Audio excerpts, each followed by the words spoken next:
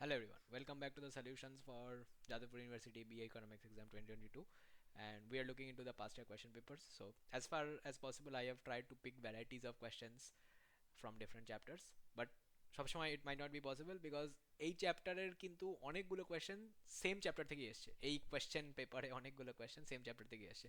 Sequences and series থেকে বেশ কয়েকটা কোয়েশ্চেন আছে, তো ওখান থেকে যদি আমাকে আলাদা কোয়েশ্চেন পিক করতে হয় I try to take questions of different varieties. Alright, আমরা একটা জিপির কোয়েশ্চেন নিয়েছিলাম আগে, চেষ্টা করবো যে জিপির আর কোনো কোয়েশ্চেন না নেওয়ার।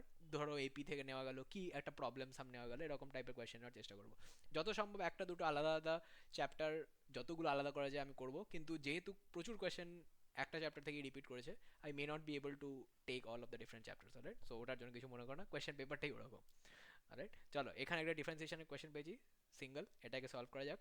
এখানে দেখো F x equal to G of H x বলা আছে। রাইট, তো এটাকে সলভ করার জন্য যদি আমরা ডেরিভেটিভ করি এফ ড্যাশ এক্স, আমরা কি পাবো? এখানে পাবো জি ড্যাশ এইচ এক্স। রাইট, তাই তো হয়, প্রথমে বড় ফাংশনটা ডেরিভেটিভ হয়, তারপর ভিতর ফাংশনটা ডেরিভেটিভ করে মাল্টিপ্লাই হয়ে যায়। তাহলে জি ড্যাশ এক্স দেখো কত হবে, এখানে জি এক্স এর definition x cube plus x square minus one দেওয়া আছে, তাহলে এটা three x square plus two x হয়ে যাবে। আর এইচ ড্যাশ এক্স কত হবে? এইচ ড্যাশ এক্সটা হচ্ছে এক্স স্কোয়ার মাইনাস টু, তাহলে টু এক্স হবে। এখানে ভ্যালুগুলো বসিয়ে দিই। জি ড্যাশ মানে থ্রি এক্স স্কোয়ার, তাহলে থ্রি ইন্টু এক্স স্কোয়ারটা এখানে এক্স এর জায়গায় এইচ এক্সটা বসে যাবে, তাহলে এক্স স্কোয়ার মাইনাস টু এর whole square. Right, plus two into x square minus two, এটা হবে, আর তারপরে ইন্টু টু এক্স হবে।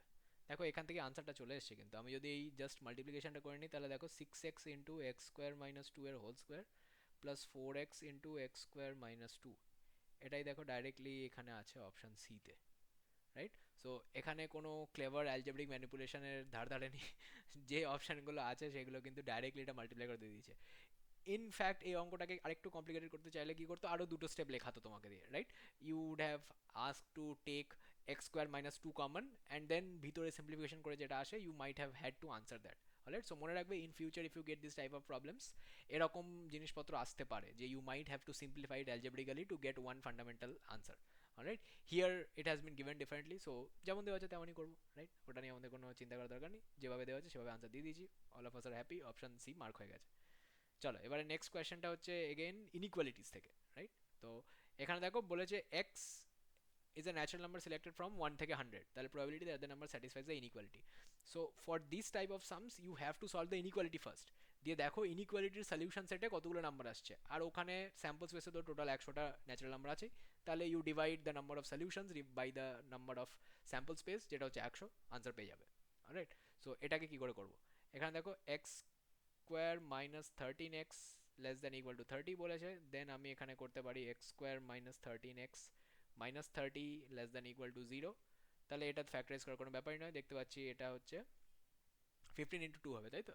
তাহলে x square plus two x minus fifteen x minus thirty, এটাকে আর এক্সপ্যান্ড করছি না, ডাইরেক্টলি লিখে দিচ্ছি x plus two into x minus fifteen less than equal to zero. এবারে দেখো এইগুলোকে কি করে সলভ করে, এইগুলোকে সলভ করার জন্য আমরা নাম্বার লাইনটা টেনে নেবো। এখানে সলিউশনটা কি হবে? এখানে সলিউশনটা হচ্ছে মাইনাস টু, এটা যদি জিরো ধরি তাহলে মাইনাস টু সলিউশন হচ্ছে, আর প্লাস ফিফটিন সলিউশন হচ্ছে। সো উই উইল টেস্ট এখানে লেস দ্যান জিরো কখন হবে। যদি ধরো আমি এখান থেকে তুললাম, ধরো এক্স ইকুয়াল টু মাইনাস থ্রিতে, দেখো কি আসছে। মাইনাস থ্রিতে ভ্যালুটা কোথায় আসবে, পজিটিভ না নেগেটিভ? মাইনাস থ্রিতে this will be negative and this will also be negative, তাহলে ভ্যালুটা পজিটিভ হয়ে যাচ্ছে, ইনইকুয়ালিটিটা স্যাটিসফাই হচ্ছে না, তার মানে দিস রিজিয়ন ইজ লকড। ঠিক আছে, মাইনাস টু এর এই পারে গেলে কিন্তু সলিউশনটা আসছে না, কারণ এখানেও নেগেটিভ। এক্স মাইনাস ফিফটিনটা তো অবশ্যই মাইনাস থ্রি বসালে মাইনাস এইটিন হয়ে যাবে, আর এটা এক্স প্লাস টুটা দেখো, ওটা যদি মাইনাস টু এর থেকে এদিকে কিছু বসাই তাহলে কিন্তু আমার সলিউশনটা ওখান থেকেও নেগেটিভ আসছে, then negative into negative I get positive. Alright, তাহলে মাইনাস টু আর জিরোর মধ্যে একটা পয়েন্ট দেখি, মাইনাস ওয়ান দেখি, মাইনাস ওয়ান এখানে দিলে এটা আসবে প্লাস ওয়ান আর এটা আসবে নেগেটিভ।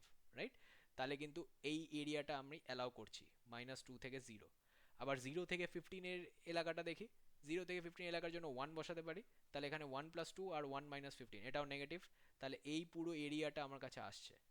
আর ফিফটিনের পরে দেখি আমি সিক্সটিন বসিয়ে দেখি, তাহলে sixteen minus fifteen positive, sixteen plus two eighteen positive, এটা গ্রেটার দেন জিরো, এদিকটাও অফ হয়ে যাচ্ছে।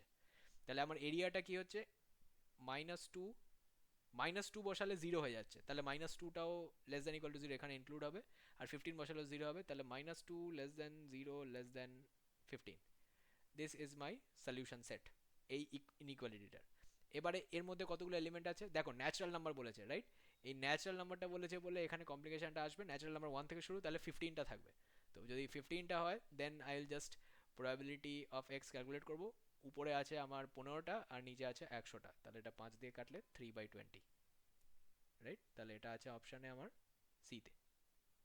ওকে, হোপফুলি এটা বোঝা গেল। We just have to solve the inequality. ইনইকুয়ালিটিতে যতগুলো নিউমেরিক্যাল ভ্যালু আসবে ইউ কাউন্ট দ্যাট। এবার ওই কাউন্টিংটা করার পরে divided by the total number of elements present, ওখানে ন্যাচারাল নাম্বার দেওয়া আছে। দিস সেম প্রবলেম এটাকে কিন্তু ঘুরিয়ে দেওয়া যায় যদি তোমাদের ইন্টিজার বলে দেয়, রাইট? ইন্টিজার হলেই দেখবে প্রবলেমটা ঘুরে গেছে আর অন্য আনসার চলে আসছে, ঠিক আছে? আর এটা একটু খেয়াল রাখবে, বিকজ এটা যদি মিস্টেক হয়ে যায় তাহলে কিন্তু তুমি 17 গুনে নেবে, ওরকম কোনো অপশান নেই, রাইট? কারণ তাহলে তুমি গুনবে -2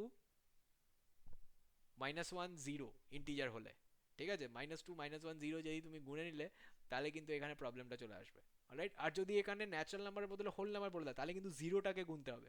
জিরোটাকে গুনলে 15 পর্যন্ত গেলে কিন্তু তোমার 16টা চলে আসবে। তখন 16/100 কিন্তু তোমার 4/4 দিয়ে গেলে 2/25 আনসার আসবে, right? So be very careful, একটা দুটো ওয়ার্ড যদি কোয়েশ্চেনে চেঞ্জ করে দেয় পুরো আনসারটা কিন্তু চেঞ্জ হয়ে যায়, রাইট? সো একটু কোয়েশ্চেনটা পড়ে নেবে, be aware of this small pitfalls, তাহলে তোমার কোনো অসুবিধা হবে না এক্সামে, right? So I'll end this video here. এর পরের ভিডিওতে I'll again try to take on some different questions and show you their solutions, যাতে তোমাদের চট করে একটু রিভিশন হয়ে যায় এক্সামের আগে। ব্যাপারগুলো তোমাদের পয়েন্টগুলো তোমাদের জানাই আছে, জাস্ট একটু ঝালিয়ে নেওয়া আর কি। And if you need any help relating to the course, কোনো ক্র্যাশ কোর্স, শর্ট কোর্স কিছু দরকার, তাহলে do always communicate with us in the number given below, ওখান থেকে তোমাদের হেল্প করবে, অলরাইট? চলো, I'll end the video here. See you all in the next one. Bye.